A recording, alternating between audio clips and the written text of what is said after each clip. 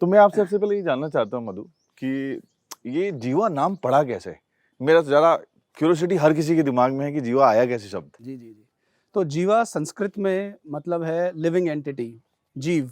या, तो उससे जीवा की उत्पत्ति हुई या, और चैतन्य महाप्रभु जो थे उनके एक शिष्य रहे, बहुत ही मेधावी शिष्य जिनका नाम था जीव गोस्वामी। जीव गोस्वामी, ओके। तो उन्होंने वेद और वेदांगों का जितना भी एसेंस है, जो उसका सार है, उसको 6 संदर्भों में लिखा, जिसको षड संदर्भ कहते हैं।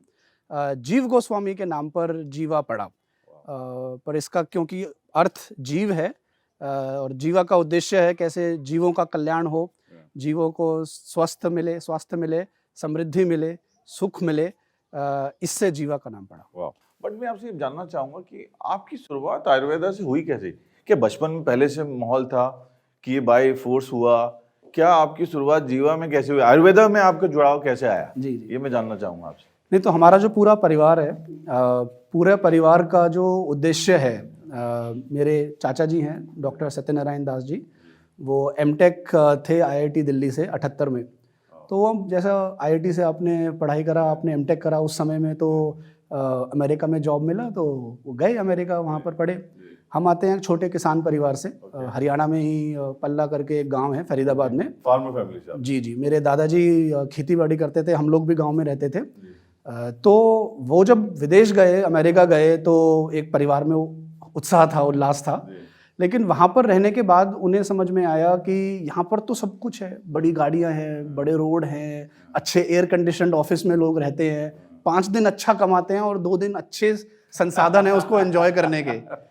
लेकिन ऐसा सब होने के बावजूद भी कहीं ना कहीं एक संतुष्टि नहीं थी। There was stress, anxiety, depression, divorce rates बढ़ रहे थे और ओबेसिटी बढ़ रहा था, जो भारत जिस दौर से आज गुजर रहा है। Which year it was? ये 78 से 80 के बीच की बात है। जी जी जी। तो भारत जिस दौर से आज गुजर रहा है कि इकोनॉमिक प्रोग्रेस तो बहुत हो रहा है, लेकिन क्या इस इकोनॉमिक प्रोग्रेस के भाग दौड़ में हम जीवन के कुछ मूल्यों को तो नहीं छोड़ते जा रहे हैं। जैसे वो और अध्ययन में गए तो उनको लगा कि जीवन का जो उद्देश्य है वो इससे बड़ा है। उन्होंने संन्यास लिया, वो वापस भारत आ गए।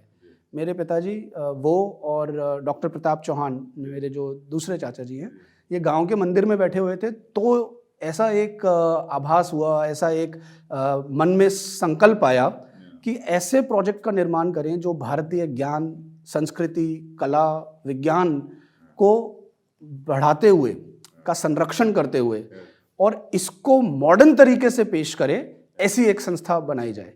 इसके बाद पूरे परिवार का जो रुख था, एक तौर से कहें तो वो बदल गया।